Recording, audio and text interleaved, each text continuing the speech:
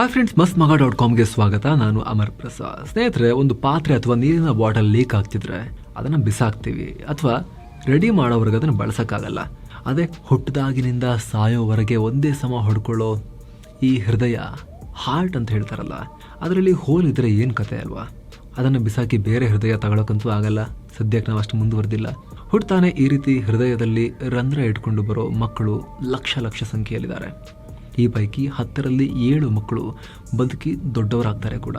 ಇತ್ತೀಚೆಗೆ ಭಾರತದ ಮಾಜಿ ಅಂಡರ್-19 ಕ್ರಿಕೆಟ್ ತಂಡದ ಕ್ಯಾಪ್ಟನ್ ಯಶ್ ಧುಲ್ ಅವರ ಹೃದಯದಲ್ಲಿ ರಂಧ್ರ ಇತ್ತು. ಗೊತ್ತೇ ಇರಲಿಲ್ಲ ಅವರಿಗೆ. ಆಪರೇಷನ್ ಮಾಡಿ ಇವಾಗ ಮುಚ್ಚಲಾಗಿದೆ. ಅವರಿಗೆ 21 ವರ್ಷ ಈಗ. ಹಾಗಿದ್ರೆ ಏನಿದು ಹೋಲ್ ಇನ್ ದ ಹಾರ್ಟ್? ಇದು ಹೇಗಾಗುತ್ತೆ? ತಾಯಿ ಹೊಟ್ಟೆಲಿರೋ ಮಗುವಿನ ಎದೆಯಲ್ಲಿ ರಂಧ್ರ ಕಾಣಿಸ್ಕೊಳ್ಳೋದು ಹೇಗೆ? ವಯಸ್ಕರಲ್ಲಿ ಈ ಸಮಸ್ಯೆ ಕಾಣಿಸ್ಕೊಳ್ಳಲ್ವಾ? ಎಲ್ಲವನ್ನ ಎಕ್ಸ್ಪ್ಲೇನ್ ಮಾಡ್ತೀವಿ. ಕಡೆ ತನಕ ಮಿಸ್ ಮಾಡಿದೆ ನೋಡಿ. ಲಕ್ಷಣ ಇಲ್ಲ, ಸುಳಿವಿಲ್ಲ. ರುಟೀನ್ ಚೆಕಪ್ನಲ್ಲಿ ಕಂಡು ಬಂತು ರಂಧ್ರ. ಯಶ್ ಧುಲ್ 2022ರಲ್ಲಿ ಅಂಡರ್-19 ಟೀಮ್ ಲೀಡ್ ಮಾಡಿ ವಿಶ್ವಕಪ್ ಅನ್ನ ಕೂಡ ಗೆದ್ದುಕೊಟ್ಟಿದ್ದಾರೆ. ಆದ್ರೆ ಇಷ್ಟು ವರ್ಷಗಳವರೆಗೆ ಅವರ ಹೃದಯದಲ್ಲಿ ಒಂದು ಸಣ್ಣ ಹೋಲ್ ಇರೋದು ಅವ್ರಿಗೆ ಗೊತ್ತೇ ಇರಲಿಲ್ಲ. ನ್ಯಾಷನಲ್ ಕ್ರಿಕೆಟ್ ಅಕಾಡೆಮಿಯ ಟ್ರೈನಿಂಗ್ ಕ್ಯಾಂಪ್ ವೇಳೆ ರುಟೀನ್ ಚೆಕಪ್ನಲ್ಲಿ ಸ್ಕ್ಯಾನಿಂಗ್ ಮಾಡಿದಾಗ ಹಾರ್ಟ್ ಅಲ್ಲಿ ಹೋಲ್ ಇರೋದು ಗೊತ್ತಾಗಿತ್ತು. ಅದೃಷ್ಟಕ್ಕೆ ಅವರ ಕೇಸ್ನಲ್ಲಿ ಮೈನರ್ ಸಮಸ್ಯೆ ಇತ್ತು. ಆದರೆ ಮಕ್ಕಳಲ್ಲಿ ಈ ಸಮಸ್ಯೆ ಕಾಣಿಸ್ಕೊಳ್ಳೋದು ಹೊಸದಲ್ಲ. ಇದೊಂದು ಹಾರ್ಟ್ ಡಿಫೆಕ್ಟ್ ಅಥವಾ ಅಬ್ನಾರ್ಮಾಲಿಟಿ, ನವಜಾತ ಹೃದಯ ದೋಷ ಅಂತ ಹೇಳಲಾಗುತ್ತೆ. ಹೃದಯದಲ್ಲಿ ಹಲವು ರೀತಿಯ ರಂಧ್ರಗಳು ಕಾಣಿಸ್ಕೊಳ್ತವೆ. ಅಮೆರಿಕದಲ್ಲಿ 100ರಲ್ಲಿ 1 ಮಗುಗೆ ಈ ಸಮಸ್ಯೆ ಕಂಡು ಬಂದರೆ ಭಾರತದಲ್ಲಿ 1000 ಮಕ್ಕಳಲ್ಲಿ 8ರಿಂದ 9 ಮಕ್ಕಳಲ್ಲಿ ಕಾಣಿಸ್ಕೊಳ್ಳುತ್ತೆ. ಅಂದರೆ ಭಾರತದಲ್ಲಿ ವರ್ಷಕ್ಕೆ 2 ಲಕ್ಷಕ್ಕೂ ಅಧಿಕ ಮಕ್ಕಳಿಗೆ ಈ ಸಮಸ್ಯೆ ಕಾಣಿಸ್ತಾ ಇದೆ. ಅಪರೂಪಕ್ಕೆ ವಯಸ್ಕರಲ್ಲೂ ಕೂಡ ಕಾಣಿಸ್ಕೊಳ್ಳುತ್ತೆ. ಹೇಗಂದ್ರೆ ಹಾರ್ಟ್ ಅಟ್ಯಾಕ್ ಆದಾಗ ರಂಧ್ರ ಉಂಟಾಗೋದು, ಜೊತೆಗೆ ಯಾವುದಾದ್ರೂ ಆಪರೇಷನ್ಗೆ ಒಳಗಾದಾಗ್ಲೂ ಕೂಡ ಈ ಸಮಸ್ಯೆ ಉಂಟಾಗಬಹುದು. ಹೃದಯದ ಒಳಗೋಡೆಗಳಲ್ಲಿ ರಂಧ್ರ. ಈ ಚಿತ್ರ ಗಮನಿಸಿ ಸ್ನೇಹಿತರೆ. ಹೃದಯದ ಮೇಲಿನ ಚೇಂಬರ್ಗಳ ಮಧ್ಯೆ ಒಂದು ಹೋಲ್ ಇದೆ. ಪೇಟೆಂಟ್ ಫೋಮೆನ್ ಓವೆಲ್ ಅಥವಾ PFO ಅಂತ ಇದನ್ನ ಕರೀತಾರೆ. ಹೊಟ್ಟೆಯಲ್ಲಿರೋ ಮಗುವಿನ ಶ್ವಾಸಕೋಶಗಳು ಕೆಲಸ ಮಾಡೋಕೆ ಶುರು ಮಾಡಿರೋದಿಲ್ಲ. ಹಾಗಾಗಿ ಲಂಗ್ಸ್ ಅನ್ನ ಬೈಪಾಸ್ ಮಾಡೋಕೆ ಹೃದಯದಲ್ಲಿ ಈ ಹೋಲ್ ಇರುತ್ತೆ. ಈ ಹೋಲ್ ಮೂಲಕ ಮಗುವಿನ ಹೃದಯಕ್ಕೆ ತಾಯಿ ರಕ್ತದಿಂದ ಆಕ್ಸಿಜನ್ ಸಪ್ಲೈ ಆಗುತ್ತೆ. ಆದರೆ ನಾರ್ಮಲ್ ಆಗಿ ಮಗು ಹುಟ್ಟಿದ ಮೇಲೆ ಉಸಿರಾಡೋದ್ರಿಂದ 1 ವರ್ಷದ ಒಳಗೆ ಈ ಹೋಲ್ ಕ್ಲೋಸ್ ಆಗಬೇಕು. ಆದರೆ 100ರಲ್ಲಿ 20ರಿಂದ 25 ಮಕ್ಕಳಿಗೆ ಈ ಹೋಲ್ ಕ್ಲೋಸ್ ಆಗಲ್ಲ. ಎಸ್, ಇದು ನಿಮಗೂ ಇರ್ಬೋದು. ಆದರೆ ಇದು ಸೀರಿಯಸ್ ಕಂಡೀಷನ್ ಕೂಡ ಅಲ್ಲ. 100 ವರ್ಷಗಳ ಕಾಲ ಮನುಷ್ಯರು ಈ ಹೋಲ್ನೊಂದಿಗೆ ಬದುಕಬಹುದು. ಆದರೆ ಈ ಚಿತ್ರ ನೋಡಿ. ಹೃದಯದ 4 ಚೇಂಬರ್ಗಳು ನಿಮಗೆ ಕಾಣಿಸ್ತವೆ. ಮೇಲಿನ ಚೇಂಬರ್ಗಳನ್ನು ಆರಿಕಲ್ಗಳು ಅಂತಾರೆ. 2 ಸೇರಿಸಿದರೆ ಆಟ್ರಿಯಂ, ಕನ್ನಡದಲ್ಲಿ ಹೃತ್ಕರ್ಣಗಳು. ಕೆಳಗಿನ ಚೇಂಬರ್ಗಳನ್ನು ವೆಂಟ್ರಿಕಲ್ಸ್ ಅಥವಾ ಹೃತ್ಕುಕ್ಷಿಗಳು ಅಂತಾರೆ. ಮೇಲಿನ ಚೇಂಬರ್ಗಳಿಗೂ ಕೆಳಗಿನ ಚೇಂಬರ್ಗಳಿಗೂ ಮಧ್ಯ ಸೆಪ್ಟಮ್ ಅನ್ನೋ ಪದರ ಇರೋದನ್ನು ನೀವು ನೋಡ್ಬೋದು. ಹೃದಯದ ಒಳಗೋಡೆ ಇದು.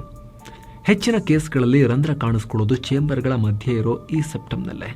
ಇನ್ನು ಕ್ಲಿಯರ್ ಆಗಿ ಅರ್ಥ ಆಗಬೇಕು ಅಂದರೆ ಈ ಟೊಮ್ಯಾಟೊ ಸ್ಲೈಸ್ ನೋಡಿ, ಅಥವಾ ನೀವೇ ಟೊಮ್ಯಾಟೊ ಸ್ಲೈಸ್ ಮಾಡಿ ನೋಡಿ. ಬೀಜಗಳಿರೋ ಚೇಂಬರ್ಗಳನ್ನು ಇಲ್ಲಿ ಕಾಣ್ತಿರೋ ಸೆಪ್ಟಮ್ಗಳು ಸಪರೇಟ್ ಮಾಡ್ತಿವೆ. ನಿಮ್ಮ ಹೃದಯದ ಚೇಂಬರ್ಗಳ ಸೆಪ್ಟಮ್ ಕೂಡ ಟೊಮ್ಯಾಟೊದ ಈ ಸೆಪ್ಟಮ್ಗಳ ಥರಾನೇ ಇರುತ್ತೆ. ಹೃದಯದ ಸೆಪ್ಟಮ್ ಥಿಕ್ನೆಸ್ ನಾರ್ಮಲ್ ಆಗಿ 6 ಮಿಲಿಮೀಟರ್ನಿಂದ 10ರಿಂದ 11 ಮಿಲಿಮೀಟರ್ ತನಕವೂ ಇರುತ್ತೆ. ವಯಸ್ಸಾಗ್ತಾ ಆಗ್ತಾ ಥಿಕ್ನೆಸ್ ಜಾಸ್ತಿ ಆಗ್ತಾ ಹೋಗುತ್ತೆ. ಗೋಡೆ ಬಿರುಕು ಬಿಟ್ಟರೆ ಡೇಂಜರ್. ಮಿಕ್ಸ್ ಆಗುತ್ತೆ ಶುದ್ಧ ಅಶುದ್ಧ ರಕ್ತ. ಹೃದಯದ ಮೇಲಿನ ಚೇಂಬರ್ಗಳ ಮಧ್ಯದ ಸೆಪ್ಟಮ್ನಲ್ಲಿ ಉಂಟಾಗೋ ರಂಧ್ರಗಳನ್ನು ಹೃತ್ಕರ್ಣದ ಸೆಪ್ಟಮ್ ದೋಷಗಳು, ಏಟ್ರಿಯಲ್ ಸೆಪ್ಟಲ್ ಡಿಫೆಕ್ಟ್ಸ್ ಅಥವಾ ASD ಅಂತಾರೆ. ಆದರೆ ಇದು ಆಗಲೇ ಹೇಳಿದ PFOಗಿಂತ ಡಿಫ್ರೆಂಟ್. ಮೇಲಿನ ಚೇಂಬರ್ಗಳ ನಡುವಿನ ಸೆಪ್ಟಮ್ನ ಕೆಳಭಾಗದಲ್ಲಿ ರಂಧ್ರ ಕಾಣಿಸ್ಕೊಂಡ್ರೆ ಪ್ರೈಮಮ್ ಅಂತಾನು, ಮಧ್ಯದಲ್ಲಿ ಕಾಣಿಸ್ಕೊಂಡ್ರೆ ಸೆಕೆಂಡಮ್ ಅಂತಾನು, ಹಾಗೆ ಹಲವು ರಂಧ್ರಗಳು ಕಾಣಿಸ್ಕೊಂಡಾಗ ಮಲ್ಟಿಫೆನೆಸ್ಟ್ರೇಟೆಡ್ ಡಿಫೆಕ್ಟ್ಸ್ ಅಂತಾನು ಕರೀತಾರೆ. ಆ ಚೇಂಬರ್ನಿಂದ ಆಚೆ ಹೋಗೋ ಸುಪೀರಿಯರ್ ವಾನಕೈವ, ಇನ್ಫೀರಿಯರ್ ವಾನಕೈವದ ಬಳಿ ಕಾಣಿಸ್ಕೊಂಡ್ರೆ ಅಥವಾ ಅಭಿಧಮನಿಗಳ ಬಳಿ ಕಾಣಿಸ್ಕೊಂಡ್ರೆ ಸೈನಸ್ ವೆನೋಸಸ್ ಸೆಪ್ಟಲ್ ಡಿಫೆಕ್ಟ್ ಅಂತ ಕರೀತಾರೆ. ದೊಡ್ಡ ರಂಧ್ರಗಳು ಉಂಟಾದರೆ ಹೃದಯದ ಆಕ್ಸಿಜನ್ ಯುಕ್ತ ರಕ್ತ ಆಕ್ಸಿಜನ್ ಕಮ್ಮಿ ಇರೋ ರಕ್ತದ ಜೊತೆ ಮಿಕ್ಸ್ ಆಗುತ್ತೆ. ಇದರಿಂದ ಏನಾಗುತ್ತೆ ಮುಂದೆ ನೋಡೋಣ. ಇನ್ನು ಕೆಳಗಿನ ಚೇಂಬರ್ಗಳಿಗೆ ಬಂದರೆ ಇವುಗಳ ಮಧ್ಯೆ ಉಂಟಾಗೋ ರಂಧ್ರಗಳನ್ನು ಹೃತ್ಕುಕ್ಷಿಯ ಸೆಪ್ಟಲ್ ದೋಷಗಳು, ವೆಂಟ್ರಿಕ್ಯುಲರ್ ಸೆಪ್ಟಲ್ ಡಿಫೆಕ್ಟ್ಸ್ ಅಥವಾ VSD ಅಂತಾರೆ. ಇದರಲ್ಲೂ ಹಲವು ವಿಧಗಳಿವೆ. ಮೇಲಿನ ಚೇಂಬರ್ಗಳಿಗಿಂತ ಕೆಳಗಿನ ಚೇಂಬರ್ ಮಧ್ಯದ ಸೆಪ್ಟಮ್ ತಿಕ್ಕಾಗಿರುತ್ತೆ. ಹಾರ್ಟ್ ಅಟ್ಯಾಕ್ ಆದಮೇಲೆ ರಂಧ್ರ ಕಾಣಿಸ್ಕೊಂಡ್ರೆ ಹೆಚ್ಚಿನ ಕೇಸ್ಗಳಲ್ಲಿ ಇಲ್ಲೇ ಕಾಣಿಸ್ಕೊಳ್ಳೋದು. ಈ ಸೆಪ್ಟಮ್ನಲ್ಲಿರೋ ಮಸಲ್ಸ್, ಹೃದಯದ ಮಧ್ಯಭಾಗದಲ್ಲಿರೋ ಪೆರಿಮೆಂಬ್ರೇನ್, ಅಯೋರ್ಟಾ ಹಾಗೂ ಪಲ್ಮನರಿ ಅಪಧಮನಿಯ ಸುತ್ತ ರಂಧ್ರ ಕಾಣಿಸ್ಕೊಳ್ಬೋದು. ಇಲ್ಲೂ ಕೂಡ ದೊಡ್ಡ ಪ್ರಮಾಣದಲ್ಲಿ ಶುದ್ಧ ಹಾಗೂ ಶುದ್ಧವಿಲ್ಲದ ರಕ್ತ ಮಿಕ್ಸ್ ಆಗೋ ಅಪಾಯ ಇರುತ್ತೆ.